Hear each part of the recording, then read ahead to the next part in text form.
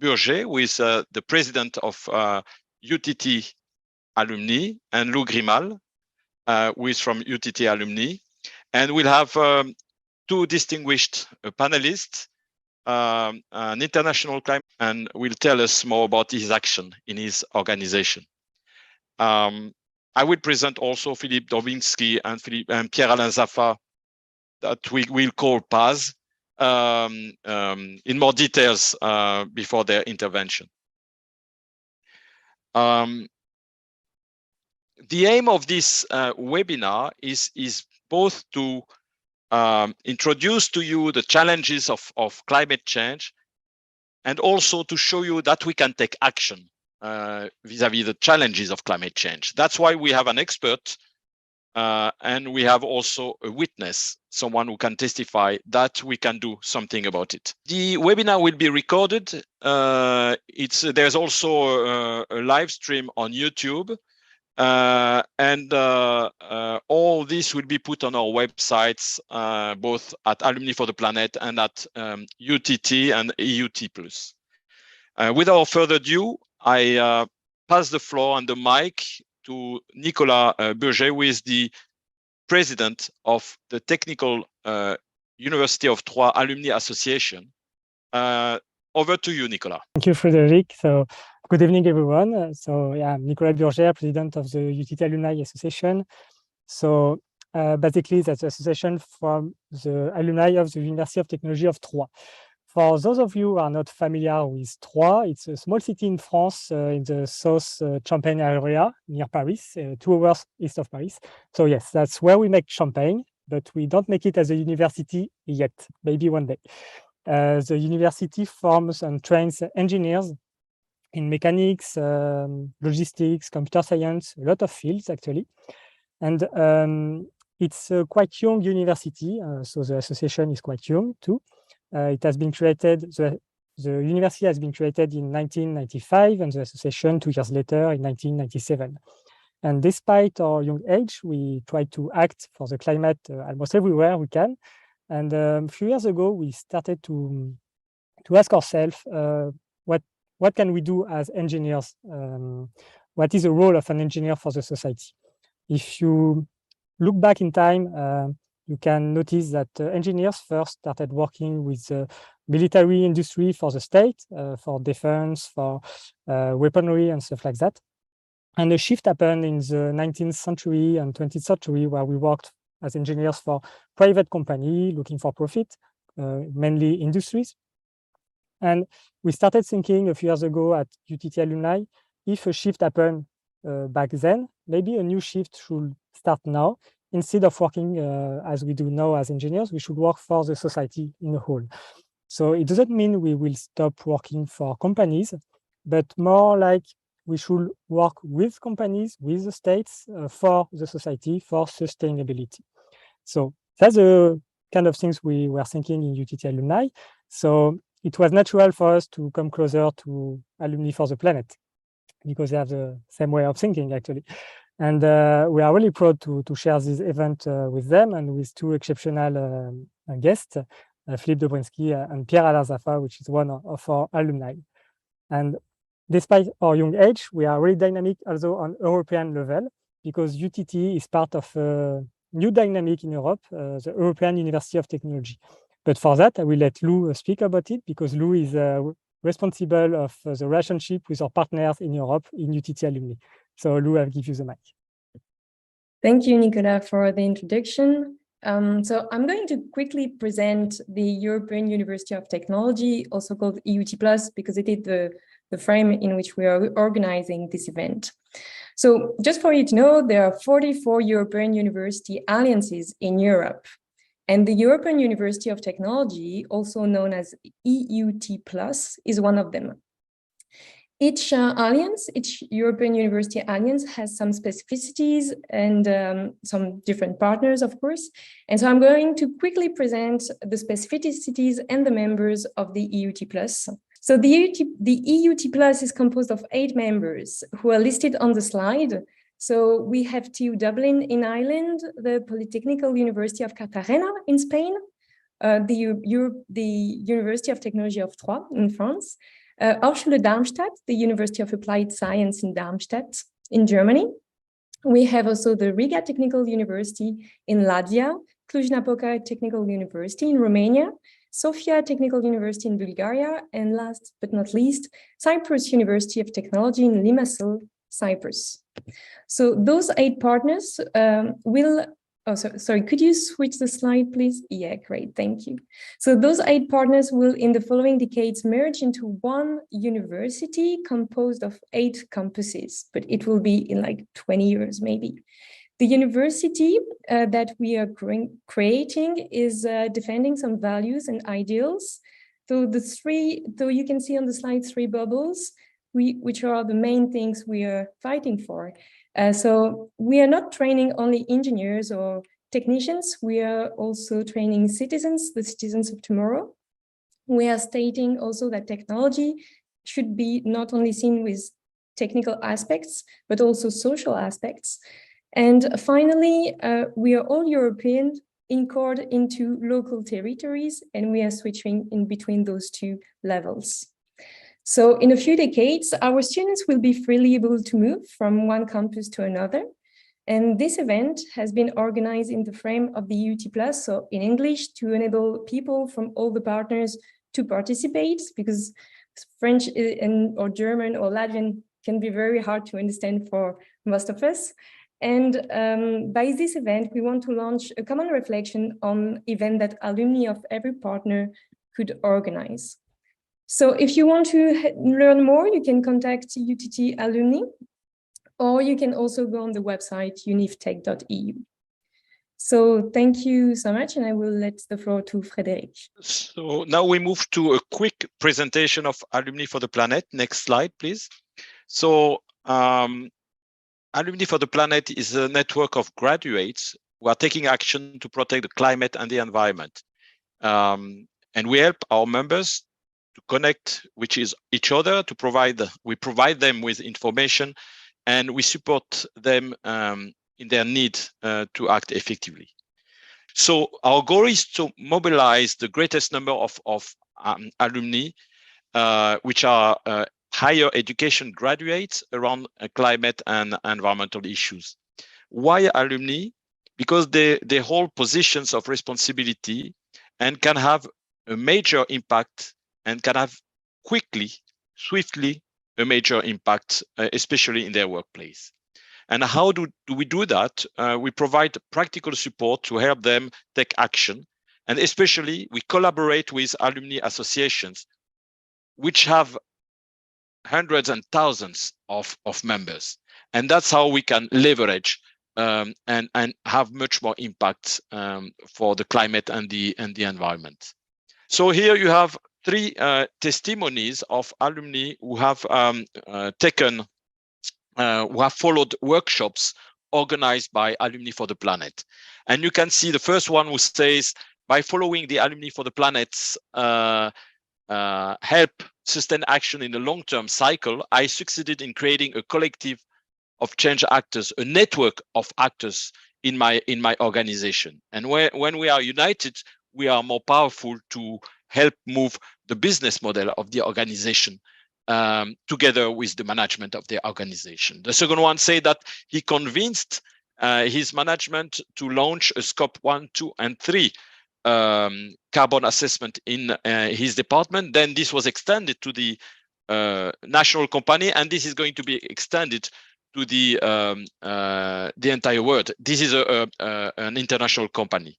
And the last one, and that's really interesting, organized a network of colleagues to work on climate and environmental issues, and developed an alliance with management, with the executive committee of the organization, which is extremely important because the idea is to work together, not against each other. So this was funded, Alumni for the Planet was funded 2 years ago. There's a board of 8 members. We have Florian, who is with us today, who is our project manager.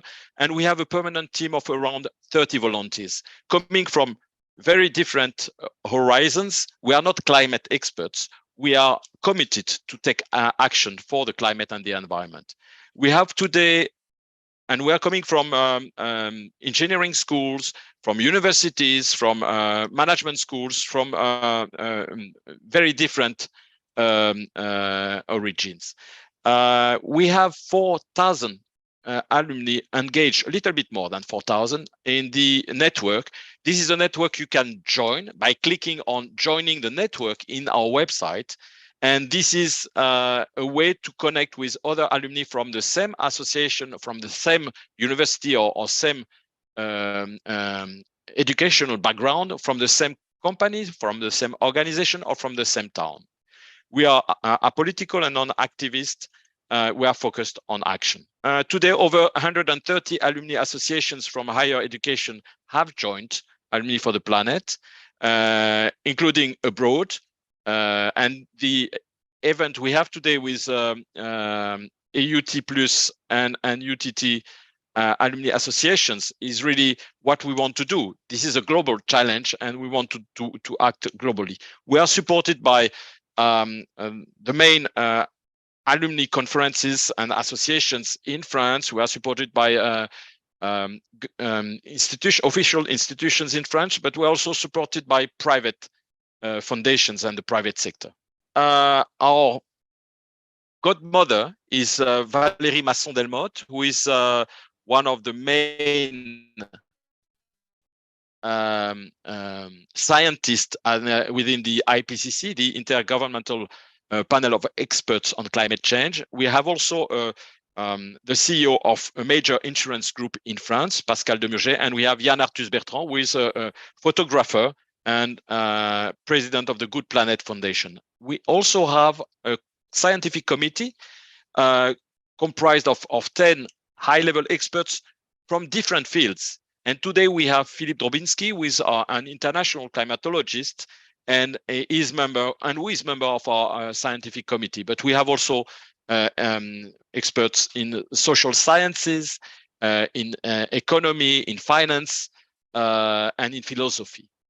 Climate change is about a systemic approach. That's why we have this multidisciplinary scientific committee. I finish with that one, which is what we are doing. We inform our members, and we have a website where you have access to many different resources, to websites. We don't produce the information. We make the information and the knowledge available through our website. We connect the members, the alumni. As I told you, you can join our network. So please don't hesitate during and after that webinar to join the website, the network, and convince your colleagues and friends to join the network. The more, the better. And finally, and of course, this respects, and we have a lawyer working with us, so this respects the privacy and the confidentiality of your data. And finally, we have a website where there is a vast suggestion box of actions, a list of relevant organizations, testimonies, and webinars. Webinars like this one to help and assist group of alumni taking action with their companies. This gives you an idea of all the webinars we have done so far, and there will be many others. We have done already almost 20 webinars, more than 1,000 participants, and we already we can already measure the impact of these webinars. So now, without further ado, I want to introduce our first speaker. Our experts will tell us about the challenges of climate change. Philippe Drobinski is an international climatologist, a member of our scientific council. Is CNRS, the French National Scientific Research Institute, research director and professor at the École Polytechnique. He's director of the Dynamic Meteorology Laboratory, who is one of the most famous laboratory in meteorology worldwide. He's also the director of Energy for Climate, which is an interdisciplinary center of the Institut Polytechnique de Paris. And he will tell us about climate change, the last report of the IPCC, Intergovernmental Panel of Experts on Climate Change. Philippe, thank you for being with us today. And the floor is yours. Over to you. Okay, so thank you for inviting me. Yes, so I will talk about the last IPCC report and how we implement the Paris Agreement. Everything was said by Frédéric, and so thank you for the introduction. And so I will first start by sharing with you the fact that human influences warm the climate. So here I present a graph showing the evolution of the temperature anomaly, the change of temperature between the end of the 20th century until now. And so as you see, there are a number of fluctuations. So here we have a reference equal to 0. And so that's the change with respect to this period of time. And so you see that there are variations. Warmer years follow colder years and vice versa. So this is what we call the natural climate variability. And you see, as time goes by, we see that after typically the 80s, a trend coming out on top of this natural climate variability. And this trend is undoubtedly the manifestation of global warming, which now exceeds the interannual variability due to, let's say, the natural functioning of the Earth system.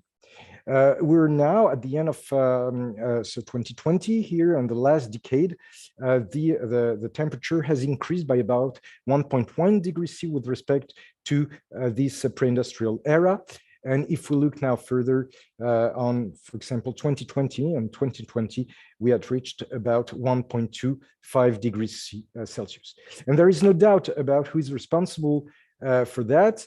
The responsibility is really the human activities, and especially the effect of emission of greenhouse gas. Among, let's say, the most widely known, I can quote carbon dioxide, CO2, due to transportation, fossil fuel combustion, and so on and so forth, and methane, which is a natural gas which is emitted widely due to agriculture activities. Now, one of the key message of the last IPCC report was the fact that we are able now to attribute totally the observed warming to the human activities, because we have a period of observation of climate change, which now expands a large period of time. And so we're now in a situation where we can really attribute this warming to the human activities. And this is exactly what is shown here. Here we have the warming, which is observed. So as I said, it is 1.1 degrees C. And if you look at this part of the graph, you see that the total human influence is 1.1 degrees C. So the first key message of the last IPCC report is now that 100% of the observed global warming is attributed to human activities.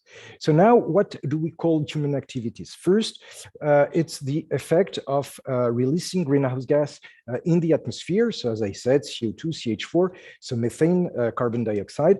And you see that greenhouse gas emission contribute to 1.5 degrees C on the 1.1 total. So the greenhouse gas tend to warm the atmosphere more than what is observed.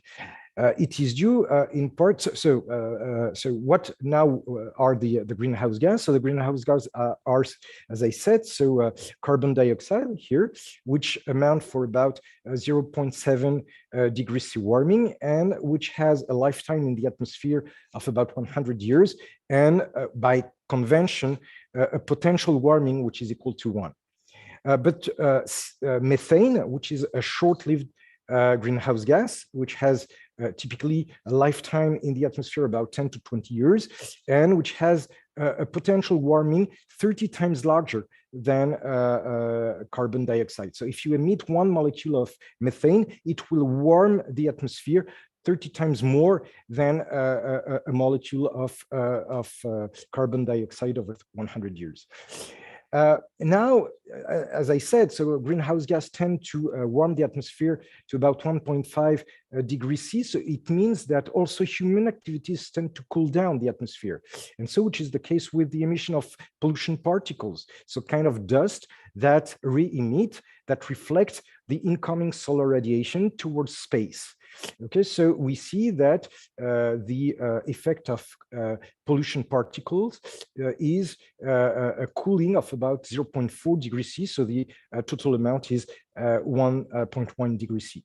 And if we look at other causes, especially natural factors like volcano emissions, the variability of solar radiation, so incoming solar radiation, on average, it is 0. And what we call the internal variability or the butterfly effect also has an effect of 0 on average. So the integrity of global warming is attributed to human activities. What is also a second key message of the last IPCC report is also our ability to attribute the trend in observed extreme events to global warming and to human activities. So we are now in a situation where we can say that heat waves become more frequent, more intense, and this is due to human activities. Heavy precipitation becomes more frequent and more intense. Droughts also increase in some areas. The last summer in Europe was extremely dry and extremely hot, leading also to weather conditions conducive to fires. And so we have also a more frequent wildfires. Global warming also has a strong impact on the ocean component of the Earth system. So the ocean is warming, there is acidification. So because it's a sink, it absorbs CO2. So by absorbing CO2, acidification occurs. And there is also, due to the warming, an oxygen loss. If we look at, let's say, the world map in the IPCC sense, so I explained that. So if you look here, we have Mediterranean, Western Central Europe, Eastern Europe, Northern Europe. So here you see it's Europe, here it's Asia, here it's Africa, here it's Oceania with Australia, here it's South America, North America. And if you look at these this figure, this is the trend, the observed trend in heat waves, and where this reddish color is shown, we have an increase, and here the dots here highlight the level of confidence, so it can be high, medium, or low due to either a limited agreement in the data set or due to a limited evidence, so meaning, for example, no data available in this area. So you see that the increase of heat waves is worldwide. There is no region in the world that really escaped this trend. On the contrary, droughts, the trend in droughts, observed trends, is more regional. You see that Mediterranean is a region where drying occurs at a faster pace than other places in the world, and some places also in Africa. But in other regions, there is low agreement in the type of change or limited evidence due to the lack of data or literature. So now this was for the observed period, the observed trend, but now also future emissions will cause further warming. And now to assess how future emissions can cause warming, we use scenarios of emission that constitute a different, let's say, possible future of our Earth system. So a number of scenarios has been used in the last IPCC report. So one scenario corresponding to very high emissions leading to a temperature change with respect to the pre-industrial era of about 4 to 4.5 degrees C.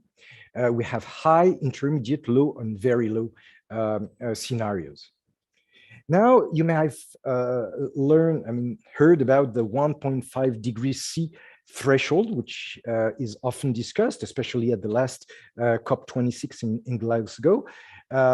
We have this threshold that we hope we may not exceed, but you see that the only way not to exceed this 1.5 degrees C is to have very low to low emissions. And if you account for the uncertainty associated to these scenarios, you see that approximately half of let's say the scenarios really allow to remain below 1.5 degrees C.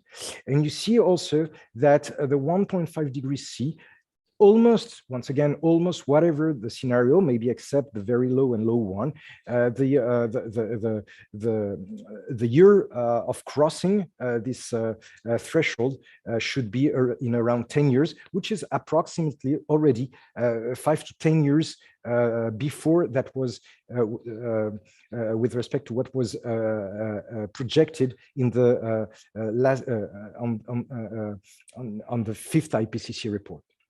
If you look at the 2 degrees C, which is also a threshold that you may have heard about, you see that, of course, the very low and low scenarios tend to increase the probability of remaining below this threshold. And in case we do not maintain climate change below this threshold, the crossing year should be around 2050. Now, where does this, how do we relate this 2 degrees C and 1.5 degrees C threshold to the Paris Agreement? During the Paris Agreement, so the 2 degrees C threshold was the, let's say, the guideline. It was agreed in 2009 in Copenhagen at the COP15 that the 2 degrees C Celsius, so global warming should be the temperature below which we should remain.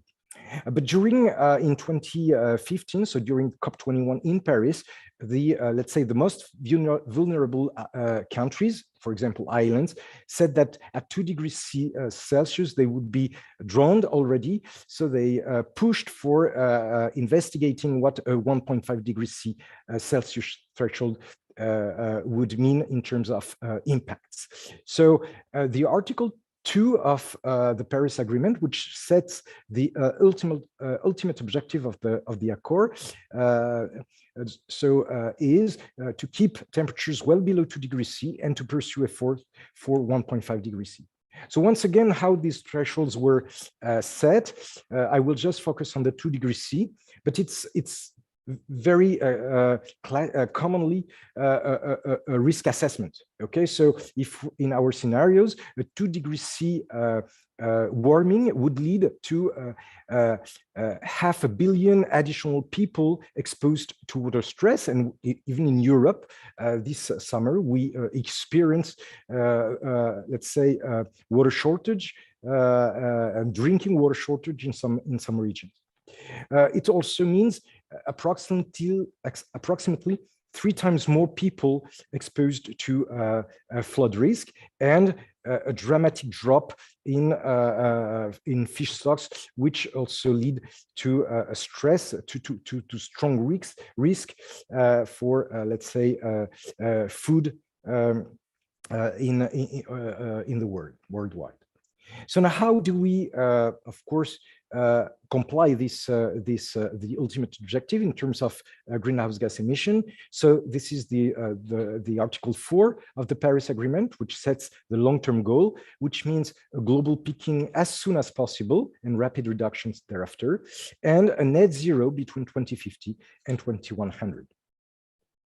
So now each additional fraction of global warming changes are amplified in each region. And so here there are maps of the global, let's say the map, the pattern of warming when 1.5 degrees C global warming is reached 2 degrees C and 4 degrees C. And my key message here is that when we talk about 2 degrees C warming, it's a global average. But if you look, of course, over continents, so it's colder, so that it's less, let's say, warm over the oceans, and it's warmer over the continent. So typically, if you have a 2 degrees C warming globally, you can expect at least 2 times more warming over continent.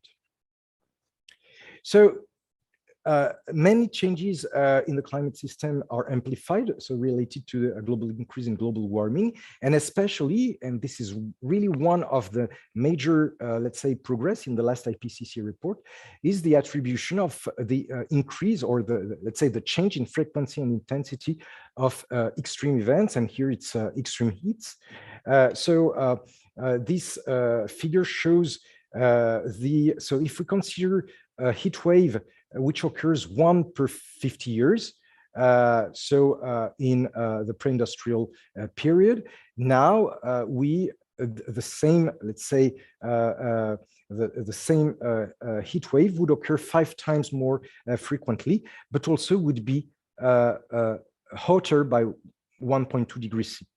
If we look at the 2 degrees C threshold, it would occur 14 times more frequently than in the pre-industrial era, but would be nearly 3 degrees C warmer. So we can go for other type of extremes. So we know that heavy rainfall will increase approximately by 7% per each additional degree C of global warming. We know that the intensity of tropical cyclone increase and droughts in some region. I will not detail this figure, which is exactly the counterpart of the other one for droughts. But what is also the visible impact of global warming is the reduction of Arctic sea ice, snow cover, and permafrost. So as global warming continues, each region will increasingly experience simultaneous and multiple changes in climatic factors that generate impacts. And so here what this figure shows is that every ton of CO2 emissions contributes to global warming. Here, there is an empirical, it's a relationship between global mean surface temperature change increase since the pre-industrial era with cumulative CO2 emissions since the pre-industrial era. And I would say there is a linear relationship between those two, even though extremely non-linear processes are at stake here. But there is a linear relationship which allow to anticipate the, let's say, the amount of warming with the increase of cumulative CO2 emissions in the atmosphere. So we see here that the relationship from observation in this with this black solid line, the simulation, climatic situation of the past here, and this is the trend for the different scenarios, for the 5 scenarios of the last IPCC report. And if we look at the 2 degrees C threshold, you see that here in 2010 we are at about 2,000 gigaton of CO2 emitted in the atmosphere, and we should not exceed, let's say, let's round it at 3,000 gigaton of CO2. So if we do not want to exceed 2 degrees C, we should not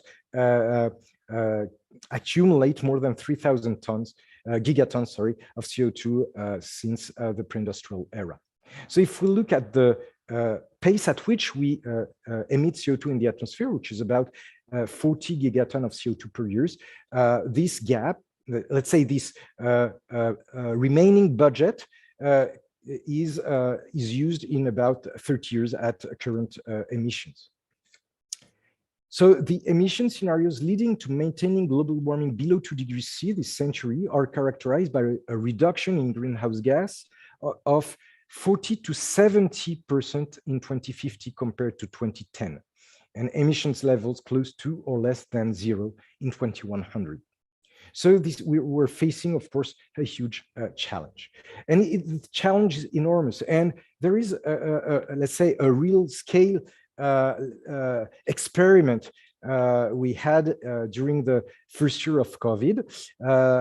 So in 2020, we had the COVID with, let's say, global confinement and so on and so forth. The economy was not stopped. It was adjusted. Some sectors suffered a lot, of course, but we can't say that we stop, let's say, the economy. But with that, during the COVID, we reduced by 6.5%, so the CO2 emissions with respect to the year before.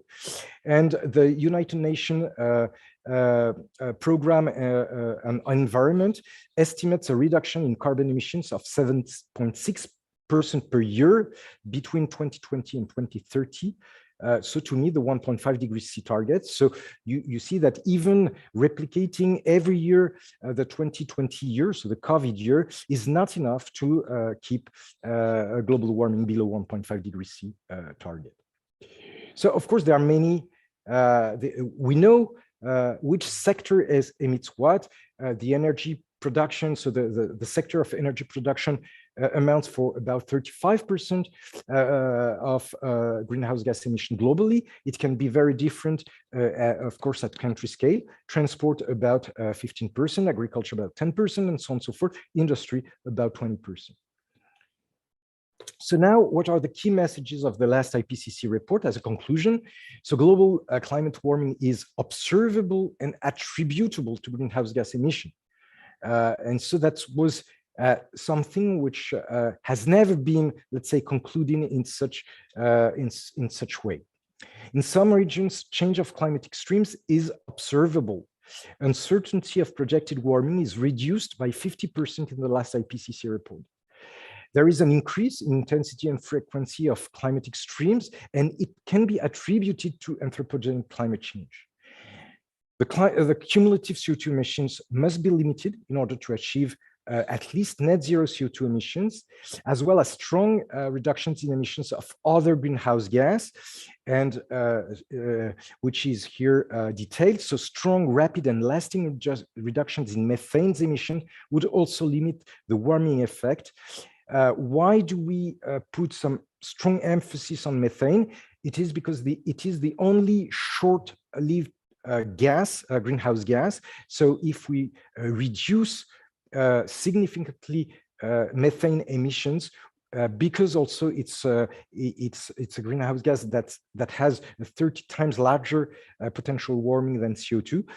Because of this, if it is short time lifetime in the atmosphere, so any significant reduction now would have a fast response of the Earth system, and so a reduction, or at least a mitigation of global warming. Now, we are heading in the next 2 months to COP27, but so I wanted also to make the key messages of the COP26, so which was seen as more a progress than a success. But so what are the key messages from the COP26? So first, fossil energies were explicitly mentioned, accelerating efforts towards the phase down of an abated coal power and phase out of inefficient fossil fuel subsidies.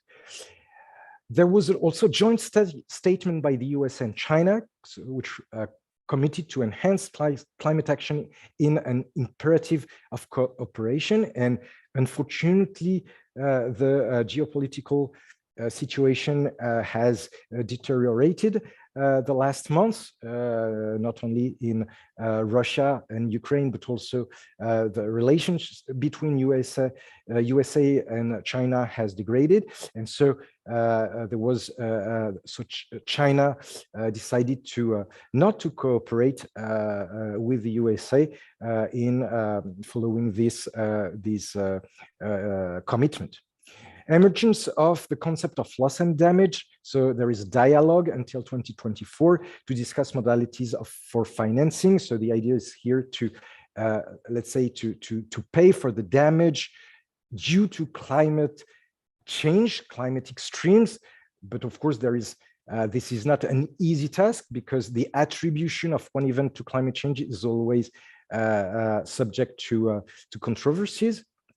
Deal setting rules for carbon markets, so with the implementation of the Article 6 of the Paris Agreement, 30% reduction in methane emissions by 2030, and this is in line with what I said, so it's a short-lived greenhouse gas, so any reduction could lead to a strong and rapid response of the climate system. Ending deforestation by 2030, which was committed by more than 100 countries, representing 85% of the world's forest, and among them Brazil. And the revision of the targets by the end of 2022, which means that it was not a success. So as the countries concluded that they were not on the good track, they, let's say, readjusted the 5-year cycle revision, which is in the Paris Agreement, and they decided to shorten this revision cycle. And so the next, instead of being in 5 years, will be this year at the COP27, so which becomes, of course, a very significant and impactful COP. So with this, I thank you for your attention, and I'm open to any questions. Thank you. Thanks a lot, Philippe. This is to the point, and we can see the wall. We know what to do now. We do it.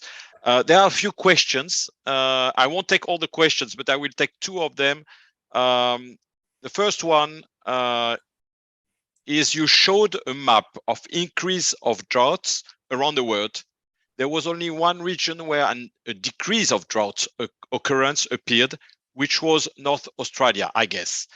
How would you explain this? Can it be linked to the fact that Northern Australia is partially desertic? This is the first question. Over to you, Philippe. I will just see. Okay. There is a decrease, but the agreement, I mean, the confidence is very low. So I cannot comment on that. It can definitely be, for the moment, there is low confidence due to the limited agreement between data sets. So I cannot conclude. So this trend is not significant. Thank you, Philippe. Another question, which is a broader question. We see a lot of scenarios since the report Limits to Growth in 1970, the famous Meadows report. Do you know if the different prospective scenarios have worsened since the first ones? No, well, the scenarios have not worsened. We are from the first IPCC report. Now we know that the projected temperature change following certain scenarios, so the same scenarios, I would say for similar scenarios, we have the same warming. What has improved a lot, first, is the uncertainty associated to this, let's say, projected warming, which has significantly decreased because of available, let's say, observations of climate change.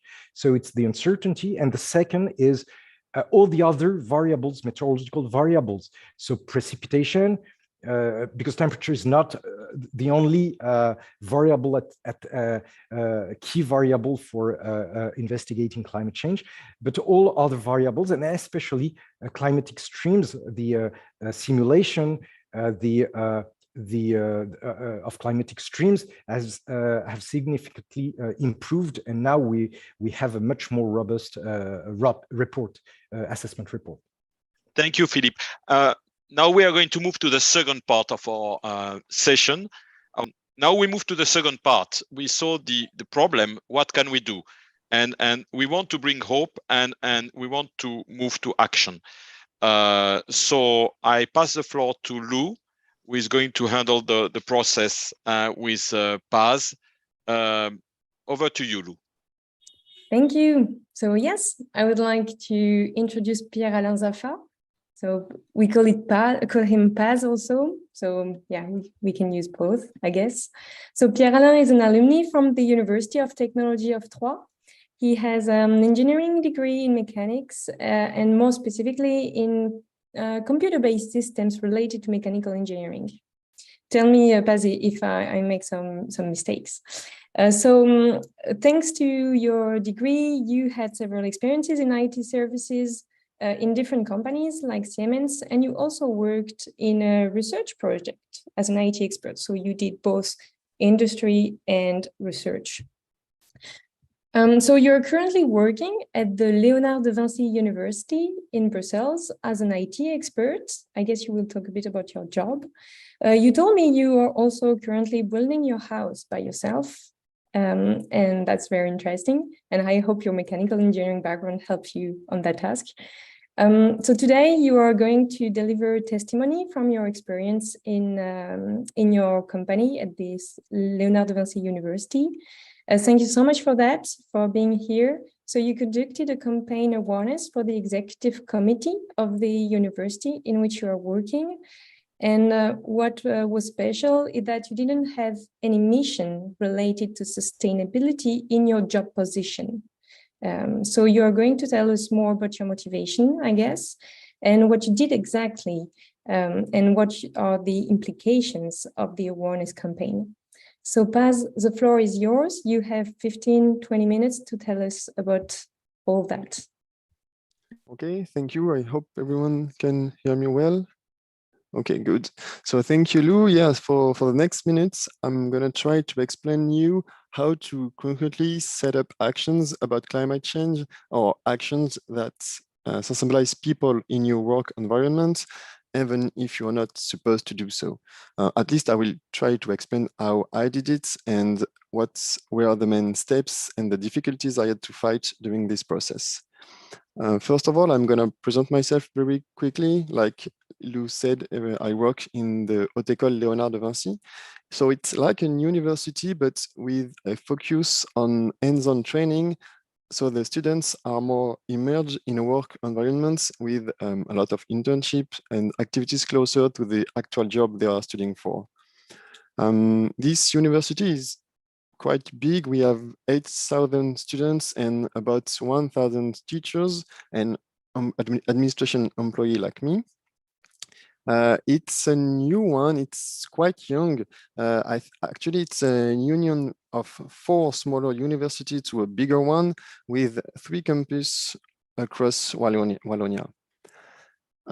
My job there is analyst developer. So with a small team of 5 to 6 developers, we develop homemade websites and apps that are useful for teachers, students, and other colleagues in HR, communication, or finance. So apparently nothing I do on my job every day is connected to issues close to climate change or sustainable development, but I managed to organize already 2 events, 2 climate risk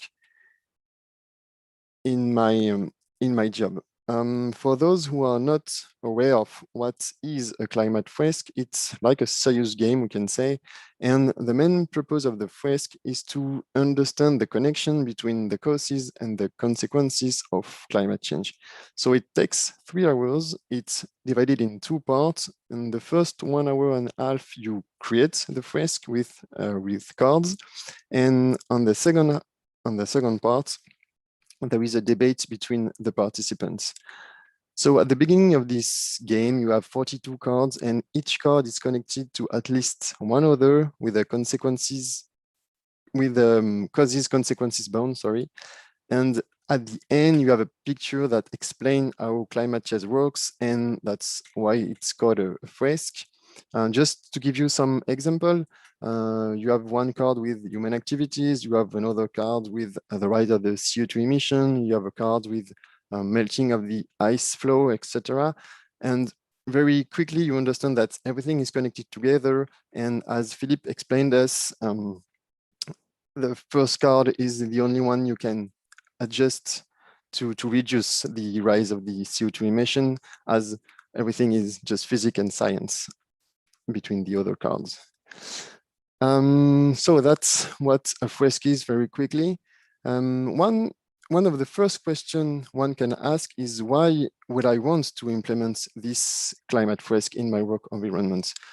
Well, I just think it's a great tool and a great way to sensibilize people about those subjects, and it's quite playful and very pretty easy to set up. those kind of values to sensibilize people about environmental issues are very important to me, and I wanted to do something in my organization, even if I'm not supposed to do so. I really wanted to do something in that. Sorry, I'm lost. Okay, yeah, even if I'm not in the department that manage this kind of issue, we do have one department in the sustainable development. I think it's leading by Sophie Delis, and she might be among us tonight. But I'm not connecting to what she does every day. At the beginning, my first idea was pretty easy. I just wanted to organize a fresque for all students and all teachers on a regular basis.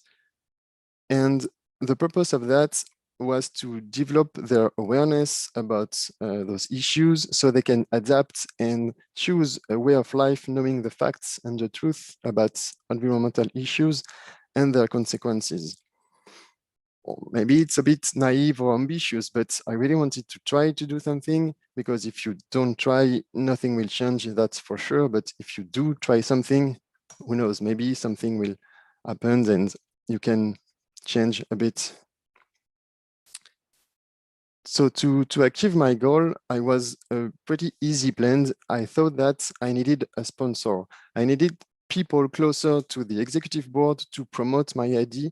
I needed to find 1, 2, or 3 people that are already aware of the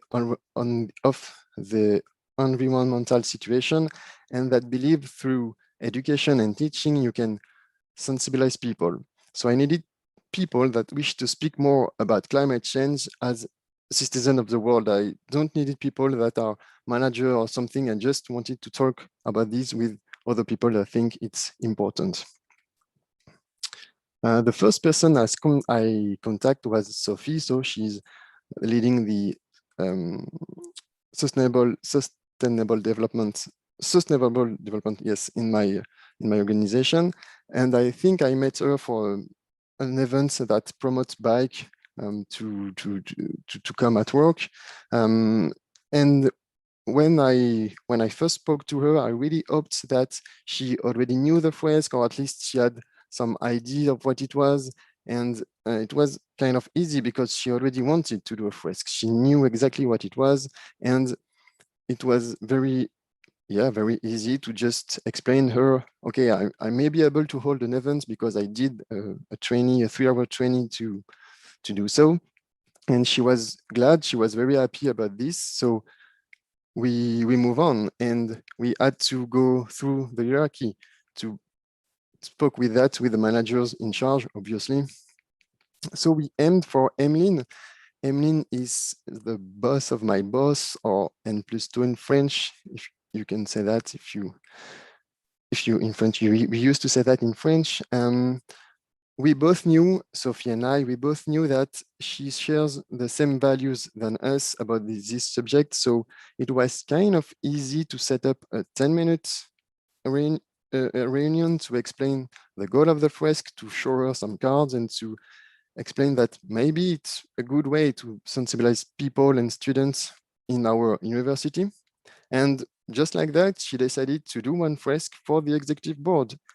And we did. It was kind of fast, actually. I didn't hope for this to be this fast, because I spoke with Sophie, then a few days later with Emeline, and 2 weeks later, we had a fresque with all of the executive board. It's a board with 8 to 10 people, and they are in charge of leading the politics and strategy for the university. And that was, I think, in April last year, so a few months ago now. So apparently it was a success. I mean, at the end of the event, they were convinced that this kind of tool could help teachers and students to be more aware and manage their careers with a better consciousness of the climate situation. So it was good first step, but it's not the end. As I told you, my goal was to implement the fresque for everyone in the university. But to get there, I can already give you 2 advice that maybe help you to do this kind of project. I think the first advice I can give you is to find the right people. So you can be helped to convince the manager in charge. If you find the right people, they can help you, they can embrace your idea and promote it to the executive board. And well, maybe it's naive again, but I think that nowadays with the media coverage and with the fact that we already face consequences of climate change like heat wave and floods, like we said earlier, even the old school managers cannot ignore climate issues. And if they do, I think they will lose credibility, they will lose employees, they will lose students. So people are not ignorant anymore.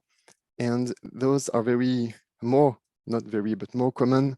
So you can find the right people, and together it's easier to address this kind of issue.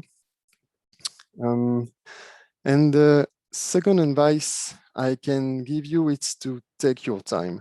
Actually, when I first start this job, it was like 2 years ago. And on the day one, I wanted to do a fresque, but I knew no one. I didn't have any clue of how to contact people and everything. So I just wait, and I wait for 15 to 17 months. So more than a year before I contacted Sophie. And because I wanted to evaluate the environment, I wanted to discover the people and to understand exactly where am I, so I can change where the environment I was from within. So you have to find the right people and take your time. And also with those two advice, you have to find the right timing, because it's not, you might be able to know where you can ask this kind of stuff to implement. I will take an example. For me, I work in the university, so I know that the end of the year, the end of the school year, May and June, and the beginning of the year, September and October, are very, very busy. Everyone is overwhelmed. You have to set up everything, so it's not a good time. And I contacted Sophie in March, and we did the first fresque in April. So I knew it was possible because the agenda of the people I wanted to connect was maybe less overwhelmed, less busy. So that's 2-3 advice I can give you. And as I said, it was a success, but it was just a first step. My original goal was to organize on a regularly basis climate fresque for everyone at the university. And I think the main problem I'm facing here is the priority on the agenda. As we are a university, the main purpose of everyone is to teach students so they can graduate in a specific field. So everything and everyone is focused on that. And doing a 3-hour fresque will not help students to graduate in midwife or web developer. And it's the same for the teachers. To do a fresque will not help them to improve their lessons. And the students, it's the same. To do a fresque will not help them to pass the end of the year's exam. So the agenda here is the thing that's slowing down my project, I think. And to be honest, since this last fresque in April, I didn't do anything because of this. So I really think it's a break for me. And I think that's it. I don't have any conclusion ready. I'm just telling you what I did and where am I now. So if you have questions, maybe you can post them and Lou can give them to me. Yes, thank you, Bas, for this presentation. We have a lot of questions, so I hope we will have time to go through all of them. So there is a first question from Mathieu, who is asking, oh, sorry, I just lost, okay. How can you keep people engaged in actions after doing a fresque? That's a good question, and actually it's a question that comes back almost every time we do a fresque, because the purpose of the fresque is just to understand how the climate change works. So after that, it's not very easy to do concrete actions. I think this is just a tool to explain to people how climate change works, and so it's a tool to sensibilize people, but it's not really concrete. There is a debate at the end of the frisk. So the debate depends on the person who is holding the frisk. So I think this is the moment that you can maybe you can how to say that you can explain people, you can have more concrete I don't know exactly how to explain that, but at the end of the frisk, you speak with people that did the frisk. So maybe this is the moment when you can propose concrete actions and explain them with the reduction of CO2 they will do. But yes, I think thank you for your answer. I think it's related to the question of Santiago. How can we go beyond the frisk? Useful to understand the problem and start transforming businesses and other institutions to put strategies in place. And just before you answer this question, I just would like to remember participants, there is a survey that maybe Florian can put again on the chat, in the chat. Don't hesitate to answer the survey while we are discussing. So yeah, Paz, sorry, the floor is yours. It's okay. Yeah, I think it's for us, it might be frustrating because we don't take actions concretely. But if we want other people to do something, to move, to take actions, first of all, we have to explain the problem, and we have to properly do it. If we don't explain the problem, if you don't say exactly what's going on, they won't change because they are not sure if how it works. They are not sure if it's true. Sometimes it happens. So the first thing maybe was to I think the first thing is to sensibilize and to explain the how to say racine, the base, yeah. The roots, thanks. The roots of the problem. Also, there is just one quick question. Paz was presented as an IT expert. Why not a frisk of digital? Because you're not, I think, an expert of this frisk. No, I'm not familiar with this one. I know it exists, but I never took it, so I don't know it. That's yeah. Sorry, we try to keep answers short so we can go with all the questions. Okay. There is Jean-Marie who is asking, do you have a way to assess your impacts on your colleagues or at least people who participated to the frisk or any other events? There is one. I think the best way to measure that is at the end of the frisk, you propose people to become a trainer to hold their own frisk.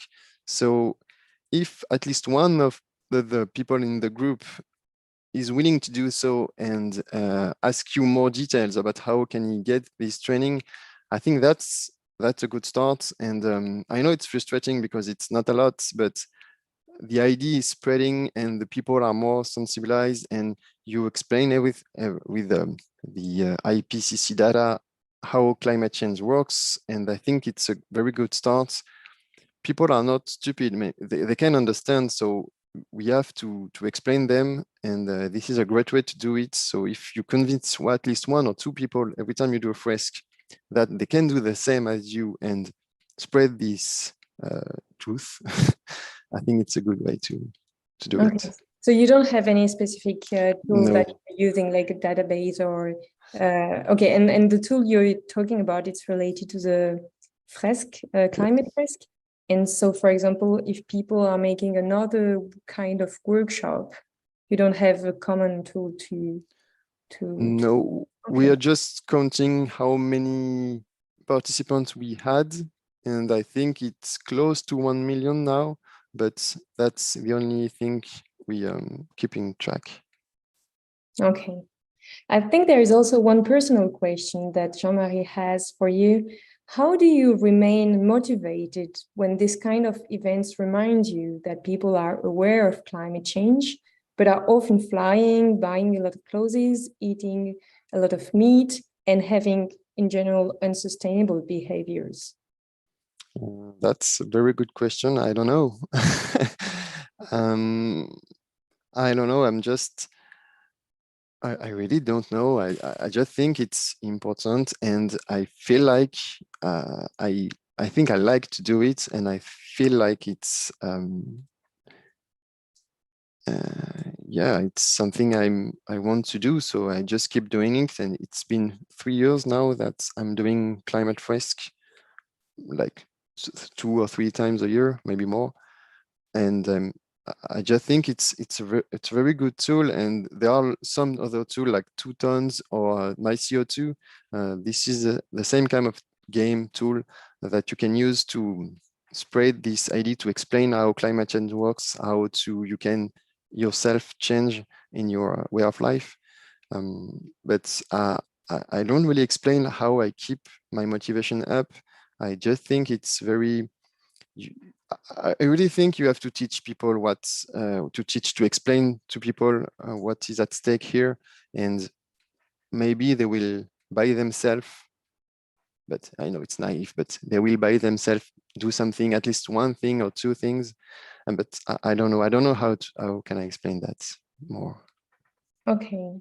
Another question, which is also maybe a bit personal. Did you? It is Renaud who is asking. Did you think of a game tool to downscale the global ecological issues to the role, impacts, and levers of the universities to handle and tackle climate change and other ecological changes? So something very specific to universities. No, I don't. Like I said, I know 2 other games. It's My CO2 and 2 tons. So you can check that if you want, and you can maybe send some link after. But no, I'm not yet. No, not yet. No. Not yet. Okay, that could be one of the projects that can be launched in the UTT alumni, creating some games especially for universities, as we know will this field area. So there is also a question from Nicolas. You made this action, you and Sophie, so 2 persons. Mm-hmm. Have you talked to your colleagues before and after? Because I guess in the IT team in the university, you're not alone. I guess you're. Mm-hmm. Mm-hmm. And so, what about your colleagues? Maybe it impacted them, or it impacted the relationship you have with them? Actually, no, not at all, because they don't care. I know it's hard, but it's the truth, and they think it's cool, they think it's important, but they don't feel the connection. They don't seems to be impacted by that. They don't. Yeah, they just don't care. I don't know why. I'm trying to explain what I'm doing, why I'm doing it, but sometimes I am considered as the EP of the group. I don't know how to say that, but it's I don't know it. My boss is more concerned about this, and but my direct colleagues are not very. Yeah, just think, okay, it's cool, you do that. Yeah, you do you, I do me. It's cool, and I don't know why. Okay. We can see, I will let you read in the chat after. There is a testimony from Jean-Marie who tells you thank you for your involvement. Yes, I think we went through most of the questions. I know that we have some person from the direction of our university, so the university from the University of Technology of Troyes, from where you graduated, Baz, who may be willing to say a word. Hi, Jérôme. Nice to see you here tonight. Yeah, the floor is yours if you want to say a word about the engagement of our university. Yeah, thank you, Lou, and thank you all for giving me the floor. So I will just talk about two minutes. I'm in the dark because I try to preserve electricity. We have some kind of plan of sobriety. You know, we have some issues with the energy now in France. Okay. So I just will discuss about 2 minutes on our actions. The first thing we did was to integrate the nature and sustainability dimension into the values of the UTT. This has been voted by our board of the General Board of UTT in 2020. So since then, we have created a council called the Council of Sustainable Development Transition Foresights, which advised the top management of UTT on these major transition issues that we must address. So the first challenge we have in line with our commitment through the signing of the Accord de Grenoble or the Grenoble agreements is to obtain the DDRS label. This as well as our commitment to the UT Plus project that Lou mentioned earlier is highly transformative for your institution. If I have to say the truth, it's quite long and complicated way to put in place such a transformation. And for I think that past experience daily how complicated it could be. But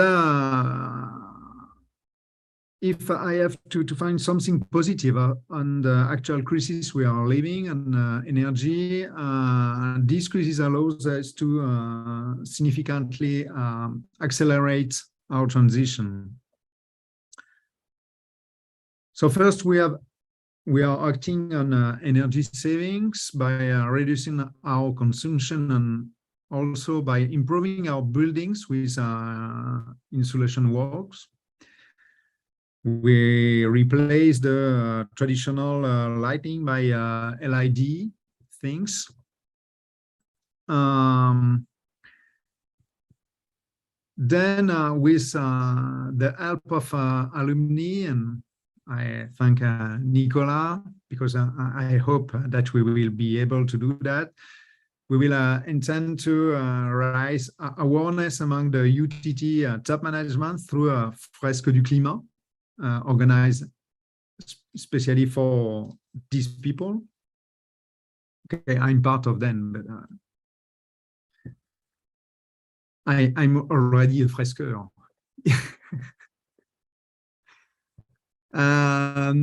Then we want to develop European mobility within the framework of UT Plus by helping students with the participation on inter-eye passes.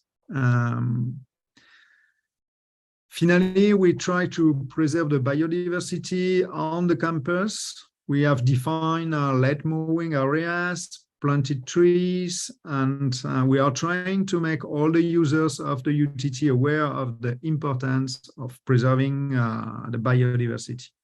For example, we had a first action on that last week during the Fête de la Science. So I will not make you a very complete list of the things we try to do, but for sure we are trying to do things. It's quite complicated. It's at this time a set of small actions, but I hope we can become more ambitious in the coming year. Thank you, Lou, for letting me the floor. Thank you, Jérôme. So it's really nice. It's kind of a message of hope to see that the direction of our university is acting so much, and maybe as through the climate rescue made, this will lead to a strong commitment from your university. Maybe it's already the case, but maybe it will foster this engagement from the university, from your university. Do you want Bess to say a last word, or have you said everything you wanted to say to the audience? I think I'm good, thanks. Okay, great. So we are going to conclude the event, so I will let the floor to Frédéric. Just before letting you the mic, Frédéric, I just wanted to thank so much Arnaud Laborde, who made the YouTube stream working for this event. So thank you, Arnaud, for your commitment in this event. So Frédéric, the floor is yours. Thank you, Lou. And I think the fact that we organized that webinar together shows that we can act, we can take action, and we start small, but we'll finish big, and we'll convince people from all generations that this is an emergency and that we can do something. So I'm optimistic. So what we're going to do now is that Florian is going to share with us the results of the survey we launched, what is interesting is that we already shared with Florian while Paz and Lou were talking the results, and this is aligned to what we have in most of our surveys. So that's quite interesting. And we'll share, of course, the details with you. What we'll do, we'll after the workshop, after this webinar, we'll send you also the survey so you can fill it after the webinar, so we have more answers. So, and then I will finish with the last point, which is something we discussed with Lou and Nicolas and Paz and the team, which is the kind of webinars we propose also at Alumni for the Planet, and we want to organize also with UTT to really work on specific projects. And it's about collective intelligence. So bear with us. And first, the floor to Florian, who is going to tell us about the results. Thank you, Frédéric. Thank you for answering the little survey that we sent. So as Frédéric said, the results are related to what we have in general following these events. For the question, what actions could you implement soon in your organization? Most of you selected 3 actions, which are set up awareness initiatives, so to follow Paz's footsteps. The second one is create a working group to think about actions in favor of the environment that you could implement in your organization. And the third one is inquire about the existence of a carbon footprint assessment within your organization to know already what's been done. So that's already very good. Half of the respondents had already identified 3 colleagues with whom they could discuss the above actions that they could implement, and 50% no. The person that said yes committed all of them to reach out to them within the week to meet and discuss this. And the people that said that they have not identified yet the 3 colleagues, 80% of them committed to do so in the next few weeks. So that's already very good. And that is in line with what we usually observe. So I'm going to share now the results we have in general on these type of webinars that you see here. So this is almost what we observed, except that here, everyone that said yes commit to contact them, which is a very good result. So thank you for answering. So you are performing better than we are together, because this is also, because this was inspiring, better than the average. So to finish the presentation, we show you in this last slide the 2 types of webinars that Alumni for the Planet proposes, and that we want to develop with UTT and EUT plus. The first one is the first pillar called inspired to take action. This is the one we had today, which was take action for the climate in your organization, where we have an expert and a witness. And then, so these are webinars which are open to the public. There's today there was a live stream on YouTube, and there will be also the recording available on our YouTube channels. So that's one, and we have already organized 20 webinars of that kind. Then the second pillar, and that's where I think it's important you demonstrate your interest in participating in such webinars, are called Help Sustain Action on the Long Run. And these are different webinars. These are webinars for a group of 15, 20 people, where there are coaches from Alumni for the Planet, and also panelists and moderators from the Association of Alumni. In that case, it would be UTT Alumni and EUT plus Alumni. And we these are 2 hours workshops. I don't call them webinars because they are virtual workshops, but this is really a place where we develop a collective intelligence and teamwork, where 1 or 2 or 3 people come with their projects, and where they in a friendly environment and secure environment, where we discuss these projects and we help move these projects to another dimension. This is how we helped alumni develop networks of colleagues in their organization. This is how we also motivated an alumni to convince his management to carry out a scope 1, 2, 3 assessment in his organization. So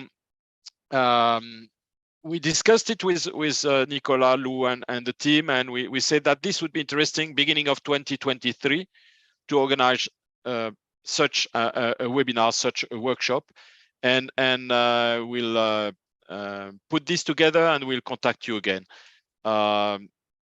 I think this is over for today. We are on time, so thanks a lot to the speakers, because and thanks a lot to all the participants, because we know that from 6 p.m. to 7:30 p.m. you may be busy with other matters, but we together I'm sure we'll make it, and again, join the network, and let's take action for the climate in our organization. Thank you very much.